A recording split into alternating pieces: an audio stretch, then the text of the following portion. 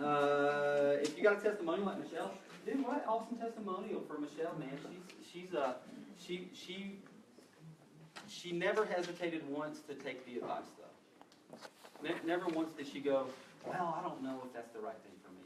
She just said, you know what, I believe it, I trust you, this is what I'm going to do, I'm going to go in that direction, and you know what, they're blessed, they're highly favored because of that. Her husband, he started off, here's how he started. Who knows Joel, by the way? You guys know them, the Samsels? A lot of you guys do. So several of you guys actually came because of them. He came in with a numb hand and was facing surgeries and therapies and all sort of stuff, and within a couple weeks his hand was free from it. Sent us another guy, his hand was numb, his hand got freed up too. And so, man, if you think that maybe we can't help everybody that you know, I disagree with you. So, resolutions, revolutions, you go save a seat tonight if you didn't sign up for that. This year is the year of victory, it's a year of detail. And so what we've done is that we have provided notes for your class tonight. That's by request from you guys. And so you got fasting benefits. I'm going to read these to you. We're also Facebook and Live tonight, and so I'm going to read that. And so if you feel like, man, I can read, we're doing that for the people that are not here. Food list on the Daniel fast. If you're going to do the Daniel fast, it's right there. And then on that back page, I am going to ask you to fill this out. If you are here tonight, we want to steward over this not so significant looking piece of paper, but significant for your life. And so we're asking you, I'm specifically asking you, what's one thing this year that you're going to start? I've been wanting to start this for a long time. I haven't made the time for it. I'm going to put it in my schedule. I'm going to start this tonight. I'm going to start this year. I'm going to do this. The next one is quit. I am going to quit. You can't say sugar, because that's a lie. What are you going to quit this year? I'm going to quit nagging at my kids all the time. I'm going to quit thinking that when somebody's looking at me funny, that they're thinking negatively about me. I'm going to quit accepting negative criticism. I'm going to stop answering the phone when my aunt calls me because she brings me down. I'm going to quit making excuses on why I can't work out. Something like that. You're going to quit. You're a quitter, and that's okay. Gratitude journal on the back page. That's something that you can do every day, and so we've got plenty of stuff for you to do. Tonight's about fasting. How deep you want to go depends on how deep your burdens are, whether physically or emotionally. Tonight, in the next few weeks, if you really dig into fasting, it'll change your life forever. You do not have to be a Christian to fast or to even fast food. You can fast anything. You can fast Facebook. We'll cover that. I will go over the benefits later. But right now, just know this. If you do fasting right, it will absolutely change everything about you. It'll change how you think, how you feel. It'll change your life. Does anybody know what a trellis is? A trellis? What is a trellis? Well, it's a framework to grow plants on. Yeah, absolutely. So trellis, the definition of trellis is an architectural structure usually made from an open framework or lattice of interwoven or intersecting pieces of wood, bamboo, or metal that is normally made to support and display climbing plants. What would be a typical plant on a trellis? Hydrangea. No, I said ivy. Yeah, or how about a vine? And so a vine is any plant having a long, slender stem that trails and climbs by winding itself about a support or holding fast with tendrils or claspers. At first, this is from a book that I read a while back. It's called The Trellis and the Vine. I recommend that you get it. At first, the vine is abundantly healthy. It leaves bright leaves and the stems of full, juicy chlorophyll and oxygen. There's no brown, no signs of decay, except for the lighter green, almost yellow tips of the leaves just outside of the trellis that lays upon. On further inspection, the trellis, though still brightly painted from just a few years ago, has started to warp and fray on its ends, leaving rotted wood and bugs creeping into its interior. And due to the exceeding decay, the vine has taken on the damage and can no longer grow to its expected heights.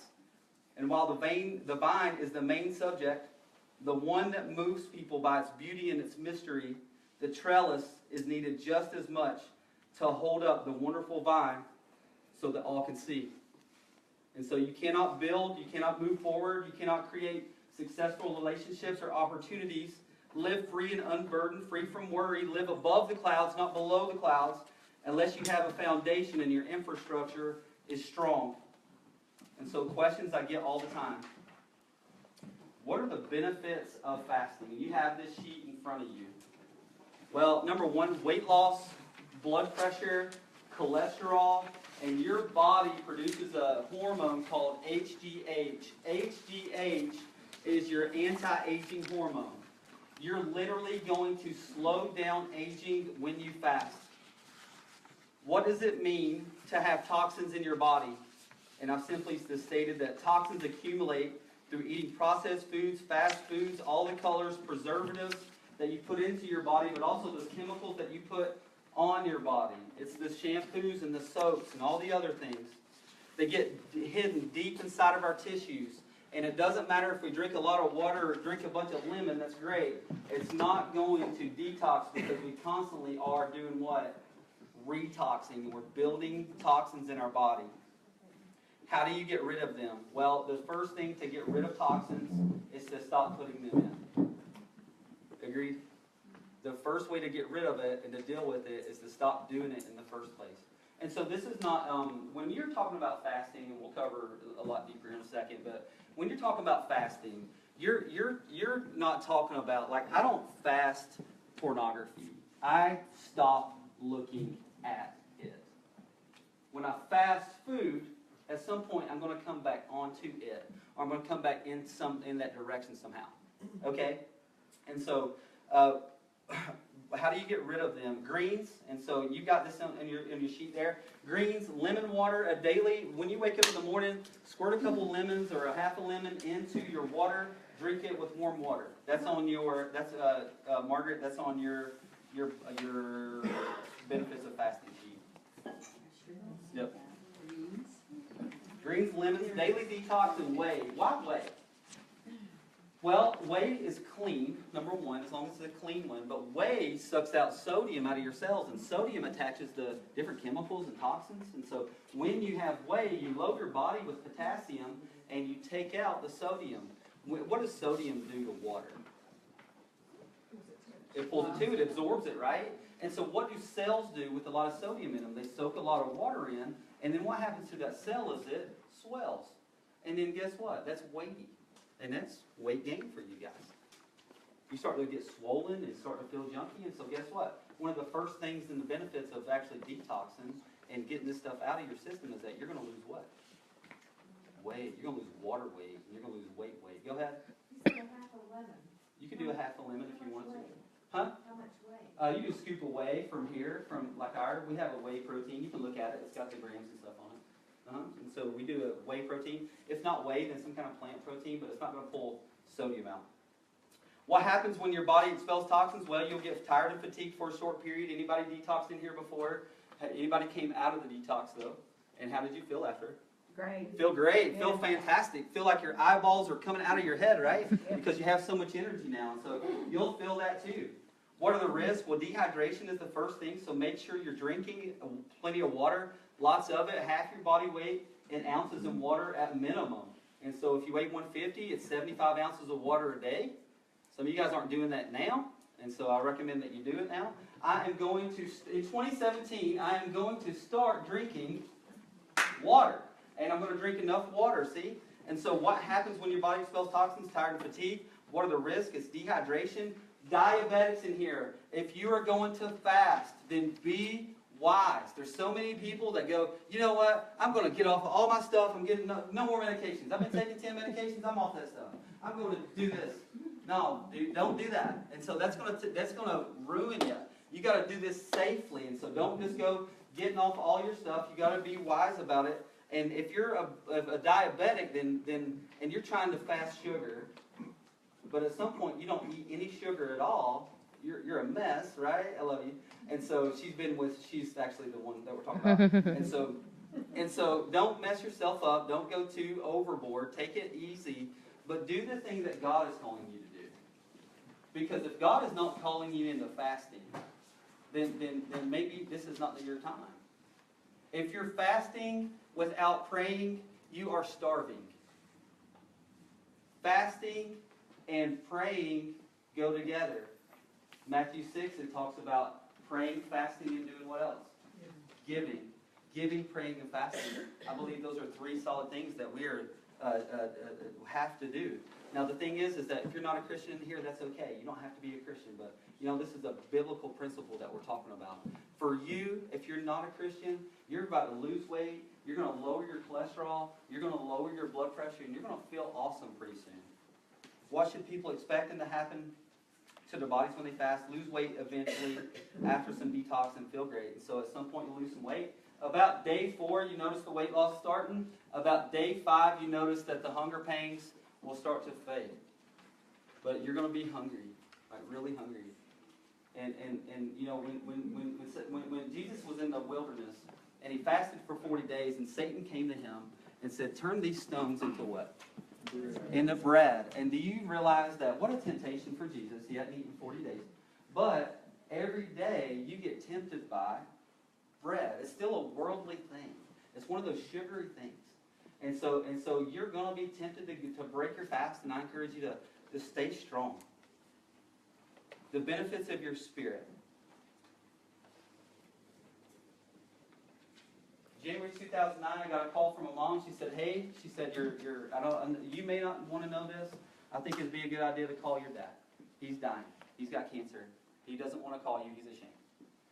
So, okay, if you know my story, my dad left when I was 5. My last memory of a relationship with my parents was my dad was arguing with them. He slammed the door. I looked out the window. He's getting in his truck, leaving. We didn't see him for a long time. And then over the last, over the next 25 years, I spent the majority of my life trying to not be that. And so when I had my wedding, this is the only thing that I ever invited him to. I invited him to my wedding so that I could teach him, this is how you do this thing. How sick is that? And so no grace, no mercy. It's you ruined my life. I grew up without a dad, didn't have relationships. If you're a single parent kid in here, that you grew up with a single parent, then you know your relationships were messed up. If you didn't grow up with a dad and you're a guy, you don't know how to talk to women. Your relationships with friends are all weird. I mean, it's weird, and it can mess you up. And so I blamed all that on him. And so I held this and held this and held this and decided that I'm going to have a family and I'm going to do this and I'm not going to do that and I'm not going to drink alcohol because that's what guys do in my family that ruins their lives. And so we made a couple decisions. We get a call. It's the first time I ever fasted. We were going to a church in Spartanburg, South Carolina called Evangel Cathedral. And at Evangel, every first of the year, they did a fast. It was a Daniel fast. I was introduced to that book that you see in front of you, which is, if you got it tonight, it's the Jensen Franklin's Fasting Journal.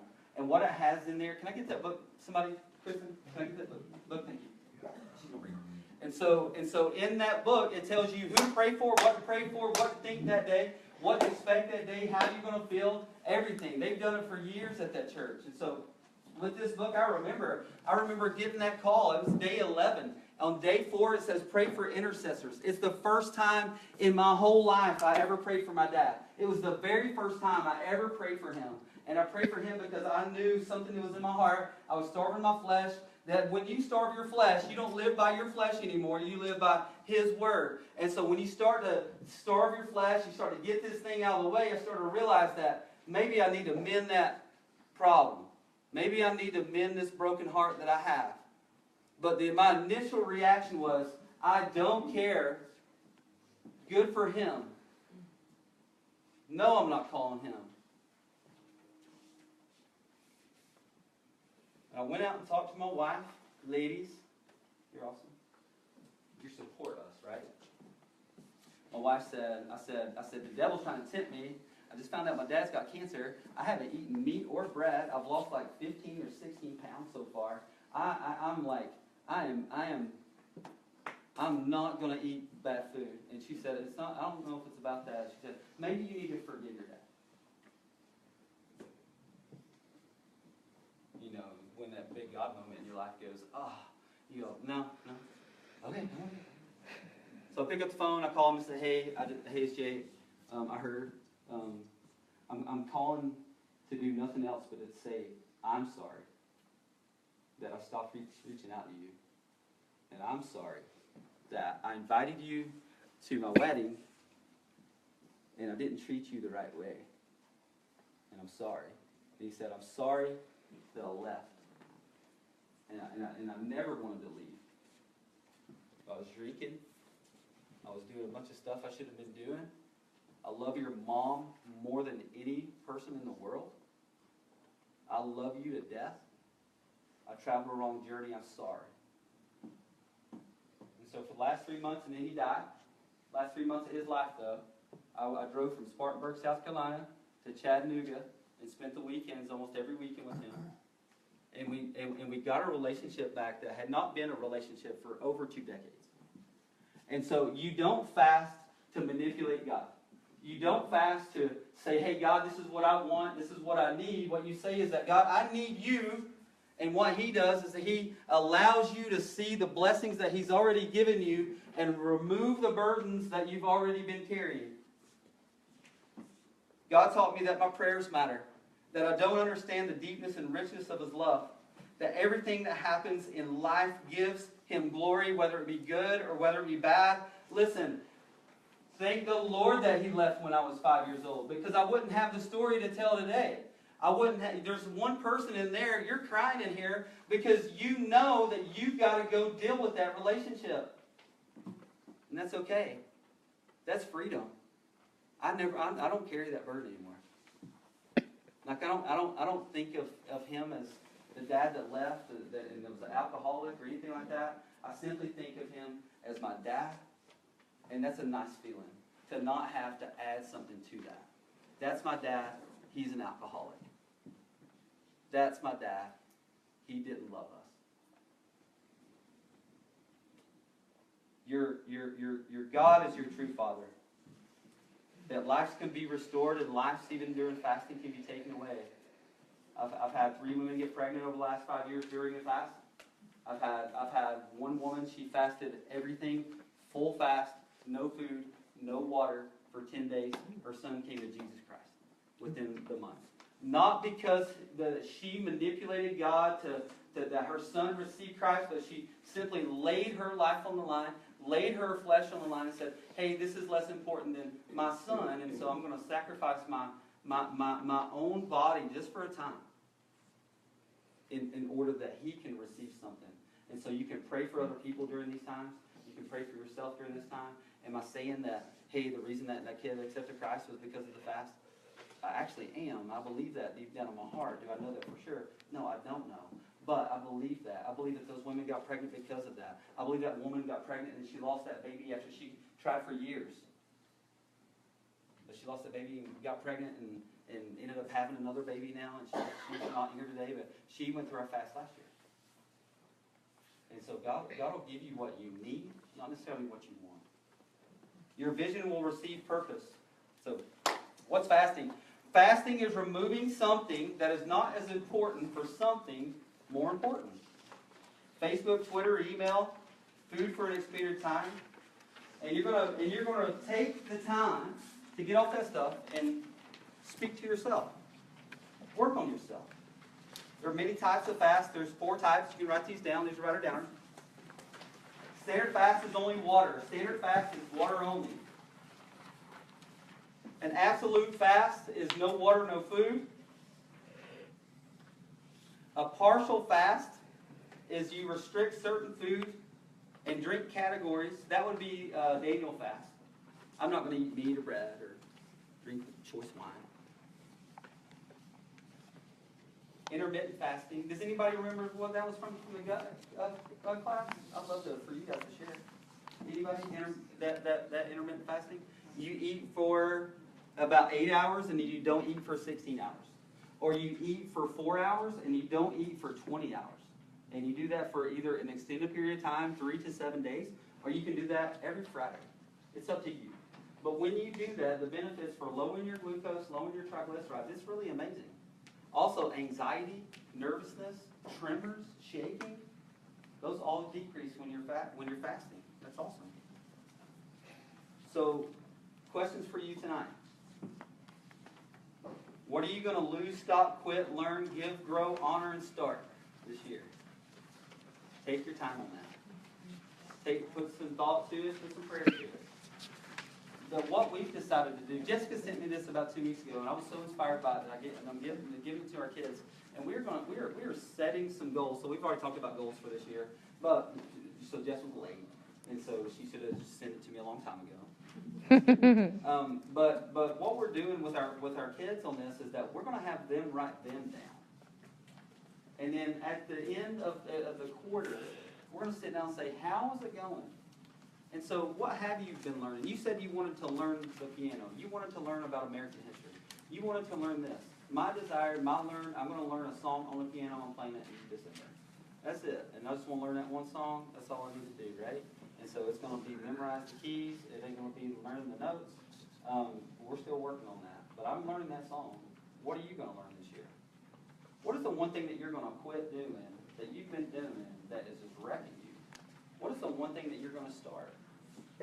We let the comforts of life overrule the priorities of life.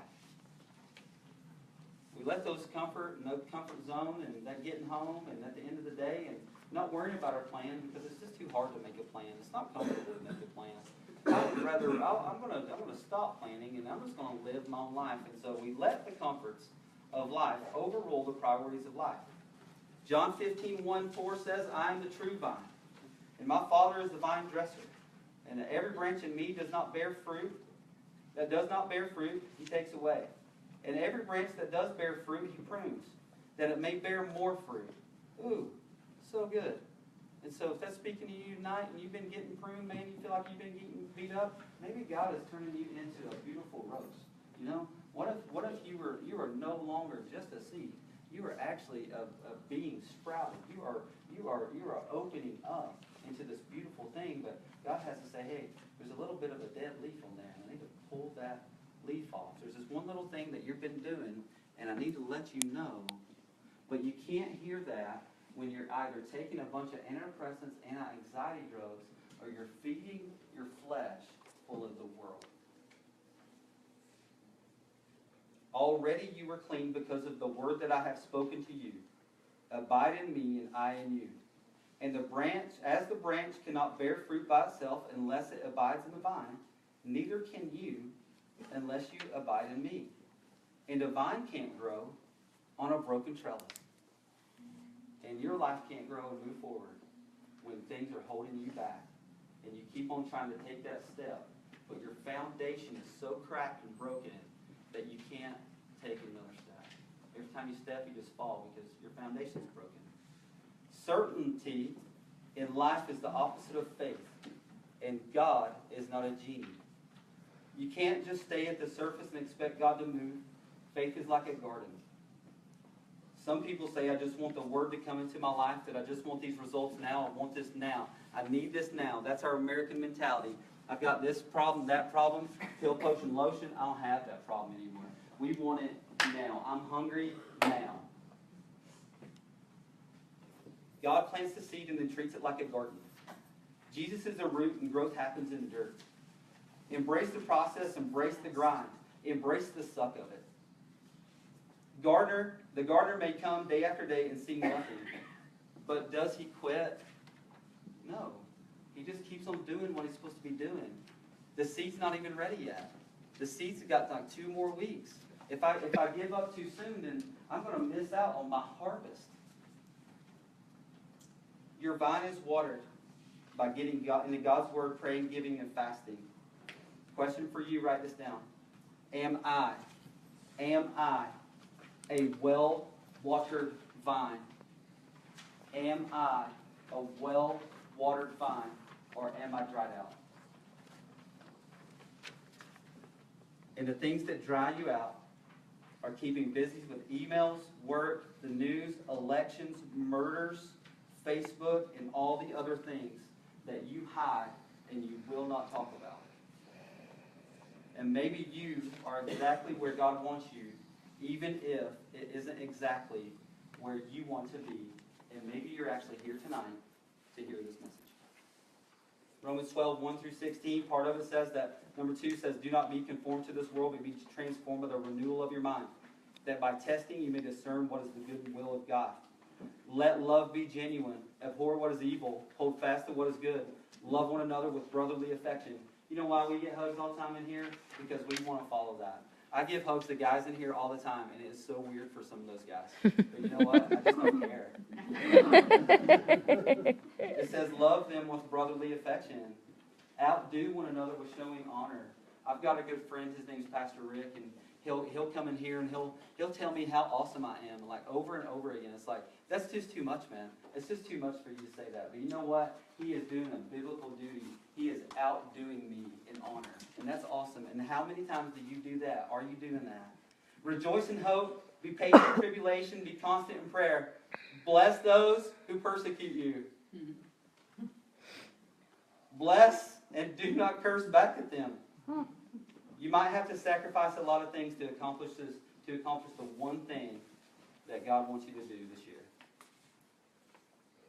Now Matthew 4 says that Jesus went into the wilderness, fasted for 40 days, and Satan came and said, if you're the Son of God, commands these stones become loaves of bread, and tempts him with worldly things like bread. Jesus resists the temptation, collects his disciples. Jesus then returns. His very first sermon in Matthew 6 was on giving, praying, and you better bet that before Jesus' journey, he did what? He fasted. What a great example of sacrificing flesh, listening to him more. Oh, and it's a sweet spot, guys. You better bet it. When you fast, here's the hard one. When you fast, don't look gloomy like the hypocrites, for they disfigure their faces, and their fasting makes deceived by others. Truly I say to you, they have received their reward. But when you fast, anoint your head, wash your face, that your fasting may not be seen by others, but by your Father who is in secret, and your Father who sees in secret will reward you. Oh, man, I haven't eaten in 3 days, man. I'm fasting, and I'm praying, and I've been doing this, and if you're doing 3-day, 21-day, 40-day, whatever you're doing, I encourage you over the next month, dress your best, look your best, act like you feel your best. To that non-Christian, by the way, that's out there, and you're going, it's day 5, and you're like, oh, fasting, I'm a Christian. That non-Christian goes, I don't want any part of that, right? And so be encouraged to move forward and be okay. Listen, by day 6, you're going to be feeling pretty good. Day 15, you're still going to be hungry. You're going to want meat. You're going to get to the point where you eat like a veggie burger, one of those gross, like not even food. Like you will do that. Day 21, I remember my very first fast. Day 20, it was I was starving, dude, and I had like literally a miracle happen in my life, you know. And but still, even 9 days after I started having a relationship with my dad again, I went to the store. I went to Ingles. We only had Ingles in Spartanburg. And I went in there, and it was one of those Marie Callender veggie burgers. And dude, I took it home, and I put mustard all over it, and I ate it. I ate 4 of them. And I was so sick from that. And then, you know what's funny, though, is that you may go through those 3 days or 7 days or those 21 days, and you're like, man, I want a hamburger so bad. And then when you finally get a chance to eat that hamburger, you go, this is not what I was expecting. And I think that's because that when you're not eating a bunch of junk and you're really starving your flesh, is that you get to receive the fullness and the grace and the glory of God, and that feels so much better than any hamburger that I could ever eat.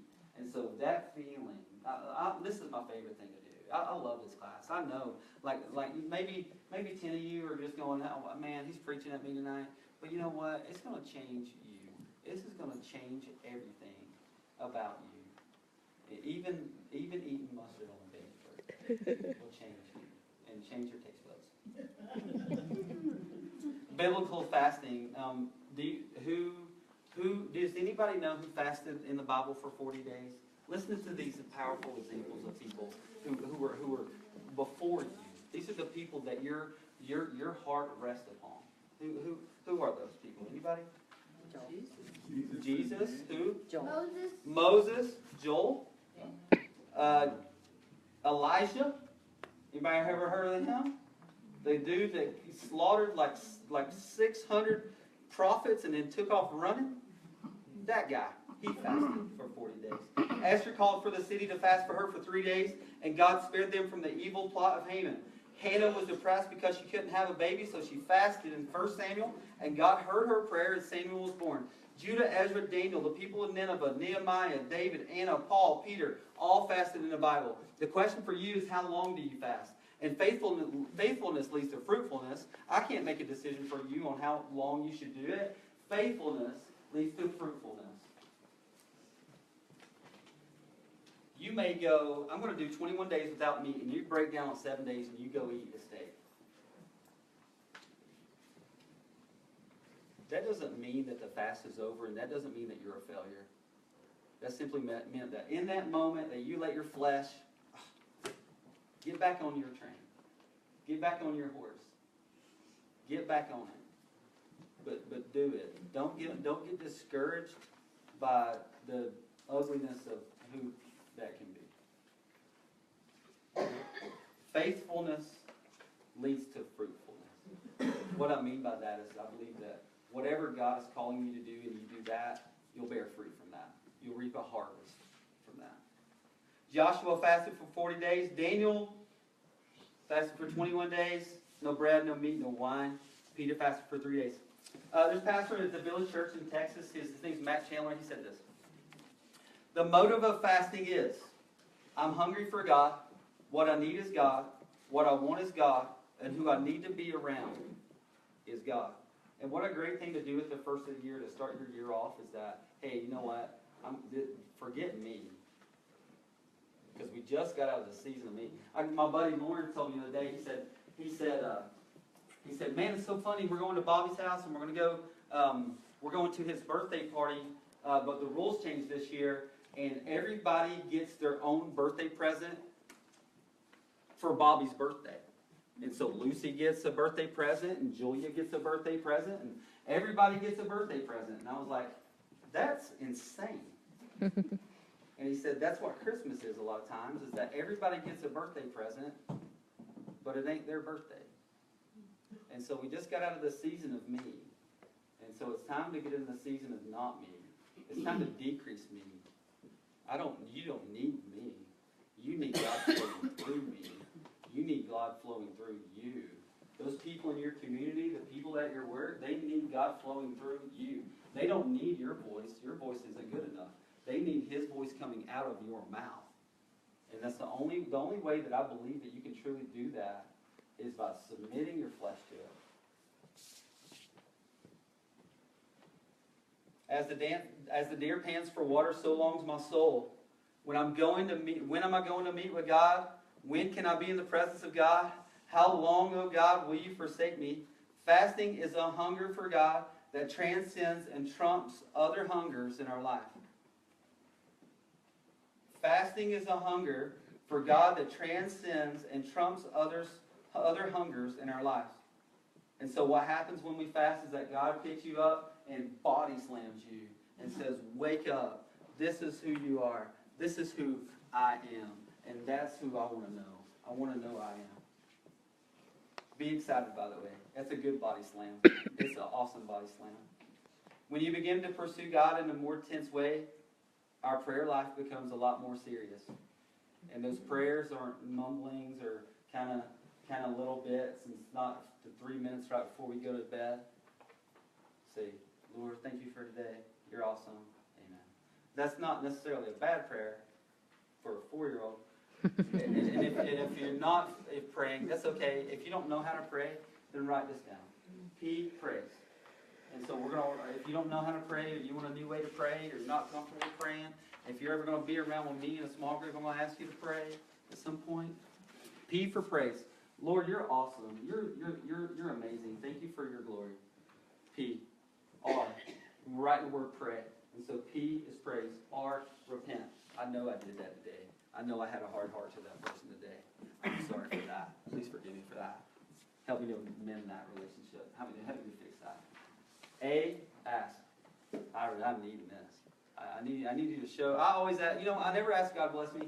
I always ask God to show me the blessings that He's already given me. And so I don't care what you pray. But that's how I pray. And so because I realize that when I'm going through that cycle, after I've gone through P and I've gone through R, that when I get to A, that, man, I don't even really deserve anything.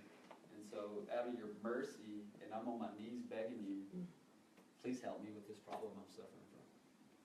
And then wise yield and surrender. And regardless of what you want, remember, it's not about you, it's about Him. Life is a lot less about you than what you think. And you're doing a lot better than what you think you are, by the way.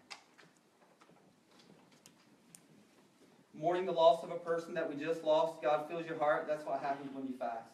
Your senses for the things of heaven will heighten. The static of the world will darken.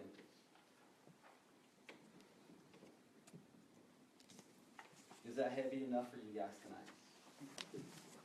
So, a Daniel fast. Let's go through that real quick, and then we'll get out of here. In this book,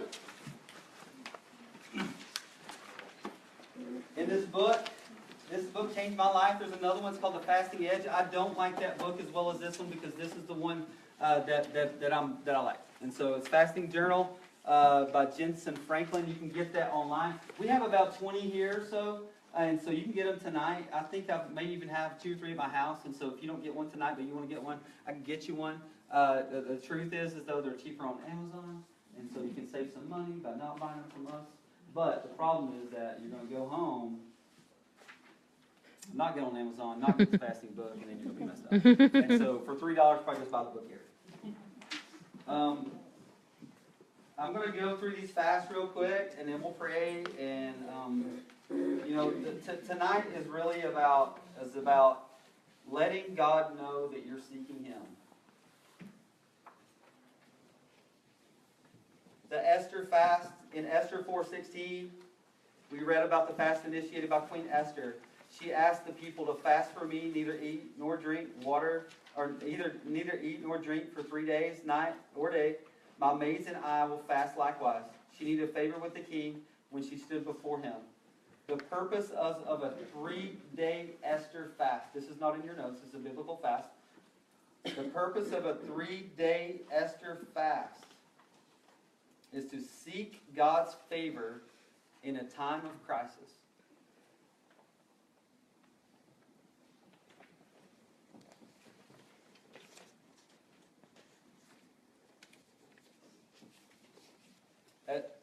You guys good? Good. I like that. That's learning right there, guys. Woo. That's good.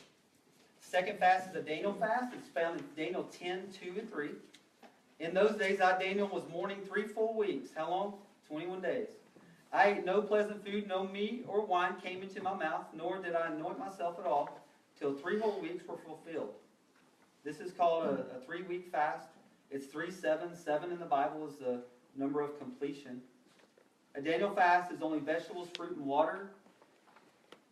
It's no bread of any type. Depending on where you're at, remember that you may not feel led to not eat bread. Or you may feel like, you know what, I've got a friend, he does an increasing fast. So he does no sugars, but he still eats bread. Okay, so he does no extra sugars, no desserts, and that kind of stuff for a week. And then he cuts bread out and the sugars for another week. And then he cuts out bread, sugar, and meat for the last week.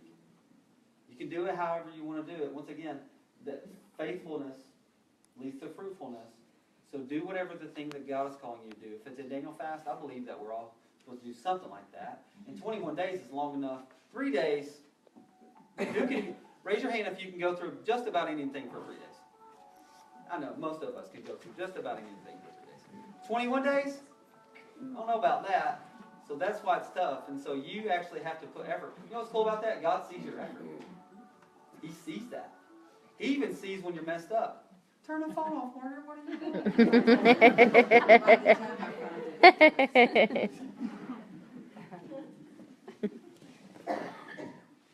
Suddenly a hand touched me, which made me tremble on my knees and the palms of my hands. And he said to me, O Daniel, man greatly loved, understand the words that I speak to you and stand upright, for I have been sent to you. Now I have come to make you understand what will happen to your people in the latter days, for the vision refers to many days yet to come.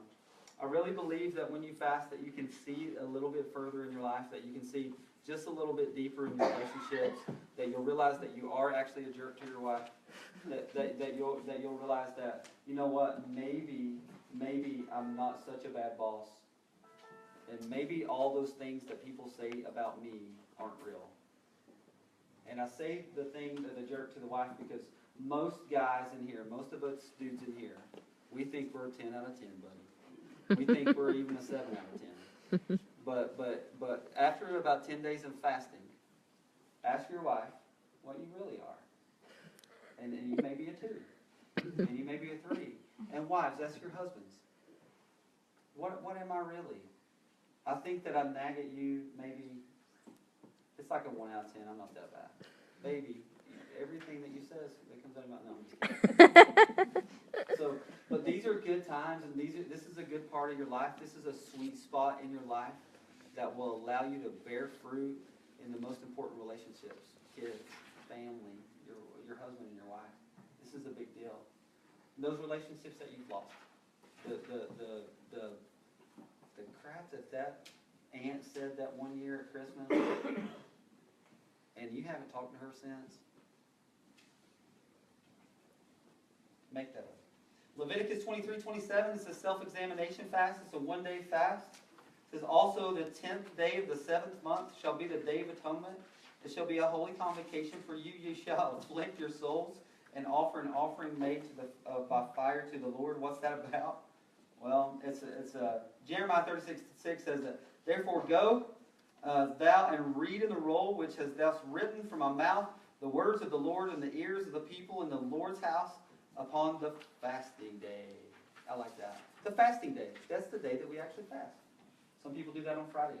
I've got a friend, he's a Christian, and I know different religions do different things on different days, but he doesn't eat meat ever on Fridays. They're from Ethiopia, and they practice a little bit different, but you know what? That's awesome. And you know what? That's one of the most fruitful times of his week, that Friday, when he's not eating meat. He spends in that time, and it's silly, it takes him about 7.5 minutes to eat a piece of meat. He's added it up. So guess how long he prays for? 7.5 minutes. I know, that's awesome. A fast before battle is another fast in Judges. It's a powerful chapter on fasting. God had told the children of Israel to fight the tribe of Benjamin because the tribe of Benjamin had become perverted and God was ready to judge them.